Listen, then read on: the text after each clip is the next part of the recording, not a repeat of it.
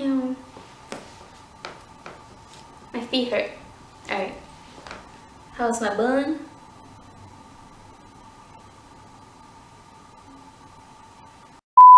What's up, YouTubers? I'm here with another video and an important topic that I want to talk about to all the ladies out there or whoever might just be interested in this type of topic. And I want to talk about natural birth control. And first of all, what is a natural birth control? And it's basically when you are not using the fake hormonal birth controls, which are the patch, the pill, the new rings, which I was on at one point, and whatever kind of fake hormonal birth control is out there.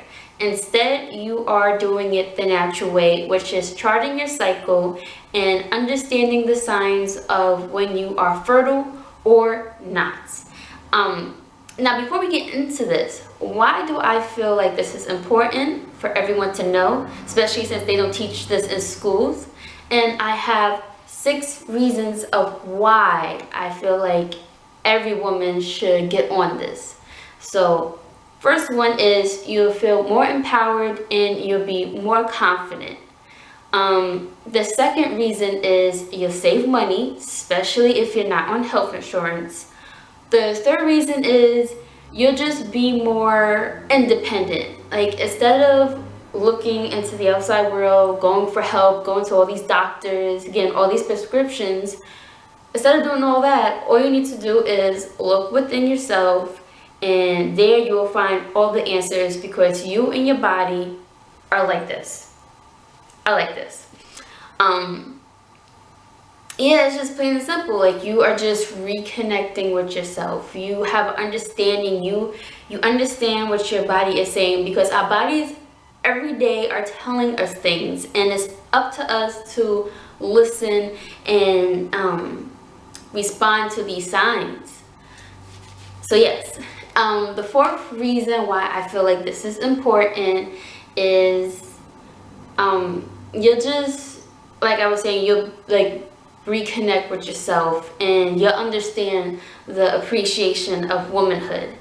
The fifth reason is a little bit out there, but I was thinking about this the other day, and I feel like this would be good for women who been through things, like who've been through trauma, and they feel like they have a piece of them that's been taken away and they're not connected with themselves. So it goes back to what I was just saying about reconnecting. So by reconnecting with yourself and understanding how your body works and understanding and learning about yourself every day, it could help with those problems. But you know, it goes into a deeper level with that, well, to my kind of thinking. So that's another reason. And the sixth reason is you'll be off of that fake hormonal birth control. Because first of all, it's bad enough society has put us women in a box. We have to think a certain way, be a certain way, act a certain way, dress a certain way. We can't be closed up, or we can't be too open, especially if we definitely can't be too open. And now all of a sudden we have to take on the responsibility of being on birth control. And being on these kind of birth controls that can possibly kill us and can harm us. Like, I was reading up on some stories where some women died from being on birth control. And so not only has society conditioned us, like I said, now we gotta take on the responsibility of being on birth control. Meanwhile, us women are fertile only a few days out of the month. And men are fertile 24 hours, 365 days a year. They're like a walking, living, breathing, fertile machine. And we gotta take on the responsibility? Like, no. No way. Now, how to use natural birth control. And you should start by doing that by purchasing this book right here, Taking Charge of Your Fertility, by Toni Weschler. I think I'm pronouncing her name right. But this book is so freaking awesome. It goes into so many details about the woman's anatomy, even the guy's anatomy, and it goes into great details about the woman's cycle and how her fertile phase and everything works. And I would talk about like every single detail, but this would be so long of a video. So I'm only going to explain the most important parts that you need to know. But please, do yourself a favor, invest in yourself, and purchase that book. There are 3 methods of to look for when you know you are fertile or not fertile. And keep in mind, don't think of this as the rhythm method where we have a 28-day cycle and we ovulate on day 14, because not all women's cycles are 28 days. Some are like 33 days long. So if you decide to like not have sex on day 14 because you thinking you're ovulating that day, and you decide to have sex on like day 17, but you're ovulating that day, chances are you will get pregnant. So keep that in mind. So we're gonna start with cervical fluid. Now, all cycles start with day 1 of your period. And when you get off your period, you have days where you are dry and not fertile. Now, once you step into the phase of being fertile, you start to notice these fluids. And you most likely probably seen them before, and you probably thought, oh my gosh, it's a freaking yeast infection. Let me run to the hospital, when clearly your body was just like, I am ready to have a baby. So, yes, when you start to get more fertile, you start to see these fluids, and it goes from, don't be rude, it goes from low to high. So, okay, for instance, when you are not really that fertile, you'll start to see like this creamy, sticky fluid, and the sperm can't really swim through that. Like the sperm is just chilling in there, like it's all tangled up, it can't get nowhere. And once you start becoming more fertile, it'll become like a lotiony fluid where the sperm can, like, you know, it can sit through that, it can chill. And once you are like extremely fertile, where it's like the peak, you see like an egg white consistency, like very stretchy. The sperm is racing all through that, like it is going all the way up into the cervix, into the uterus, and finding that egg. Oh, and cervical fluid is basically the fluid that helps the sperm to swim to the egg. So that's why, you know, we produce that, because without cervical fluid, the egg cannot survive. Like, I mean, the sperm cannot survive. Like, it would just die. It has nowhere to go. It can't even swim up there. Like, it just has nowhere to go. So it would just die out. Keep in mind though, when you are the least fertile, wherever the case is, don't think that you can just have sex that day, since the sperm can't really swim through it and everything's all good and gravy, because sperm can last up to 5 days in you. So say like you have sex on a Monday but don't have sex on a Friday, you can still get pregnant on Friday because the sperm was living up to like 5 days within you. And the egg can last up to 24 hours in you too, once it's in position. But once those 24 hours is up and the sperm has not hit the egg, the body sweeps the egg back into the uterus.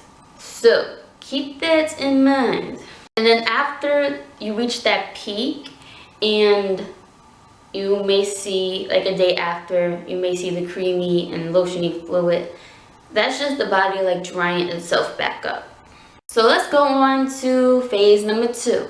Another thing you want to look out for is the waking temperature. And that is basically when you wake up, you check your temperature. And don't wake up and then go to the bathroom, get up and do whatever before checking your temperature, because that will like throw everything off, and you won't really know like if you ovulated that day or not. So when a woman is before she ovulates, her temperature, her waking temperature is usually between 97 and 97.7. Now, when she ovulates, the temperature will rise up from 97.8 and above. So if you check, when you check your temperature with a thermometer, for instance, say like one day you check and the temperature shows that you are 97.3, and then the next day you check your temperature and I was like a 98.1. Within that time frame, honey, you have ovulated. So that's something to look out for. And it can be fun because once you become more of a pro at this, once you have studied this for like a few months, you can now probably be like, okay, I'm gonna ovulate on such and such day. And throughout the days you take your temperature and then you reach that day and you have ovulated, you're just like, oh, like I knew about that. I knew I was gonna ovulate that day. Why? Because you and your body are like this. You have reconnected with yourself. You understand. You communicate well with your body. Like your body is telling you things and you are listening because you are listening. Everything that you want to look for, which I really don't use because I am very squeamish, you want to check your cervix and see if it's soft or more firm. Now the cervix is at the bottom of your uterus and that is the gateway to heaven for your sperm. Like once your sperm passes that gate, it's finding that egg and you are going to have a baby. So you want to look out for that. Now, what you have to do is you gotta take your finger and stick it up you and feel the tip of the cervix. And if it feels soft, first of all, when you are more fertile, the cervix will be higher up. And when you are not fertile, the cervix will be more lower. So if you find yourself like, you know, on certain days sticking up and it doesn't go that far, then and it's firm and it's like not as soft, then you are most likely not fertile.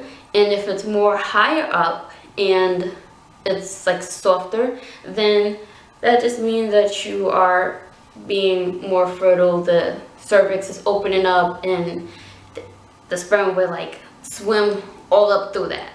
There's other methods to look out for, like once you become more fertile, you might have an increase of being very sexual. You might have an increase of energy. They say that you will have like a heightened sense of smell, taste, hair, like vision, and etc, etc. The list goes on and on. Also, what you want to do, they have apps where you can chart your cycle, which I don't use. I usually like write it down on a calendar, but let's see here. In the back of the book, it have these charts where you can write everything down. You can like copy them and blow it up, make several copies of this bad boy. And let me just say, having a baby, babies are a blessing. I see them change people for the better. However, if you are not trying to have a baby, this is a good method to try because first of all, like I said, you'll be off that fake hormone birth control and you're getting to know yourself more and more. Like you're reconnecting with yourself. Like it's bad enough that they're more looking outwards instead of being more inwards. I mean, it's okay to be like more outer, but you also got to understand the importance of being more inner, which means by being more internal, in tune, which I'm all about, and understanding yourself and reconnecting with yourself. Also, if you are trying to have a baby, this is another good way to go because for some women it's hard to have a baby, and usually when they're trying, they're missing the day when they're freaking ovulating. So this, keep in mind, like, this is a good method to try when you're trying to have a baby. But yeah, just a quick video. I just wanted to throw this out there because this is not being taught in schools, and I don't know why. Like, I don't know why they don't put this in the school system. Like, I never heard about this growing up. Like, all you hear is, oh, you're gonna have a period, your body's gonna change, blah blah blah, and that's it. But they don't really go into deep details on, like, knowing when you are fertile, when you are not. Like, they don't go into details like this. Like, I feel that it's so dope that your body gives you a time frame where you are fertile, instead of being fertile every day. Because I used to think that as soon, like, you're just fertile every day, when all your body is giving you is just like a few days out of the month to, you know, to be fertile, and then other that you are good to go. So there you have it. That's all I have for you guys for right now.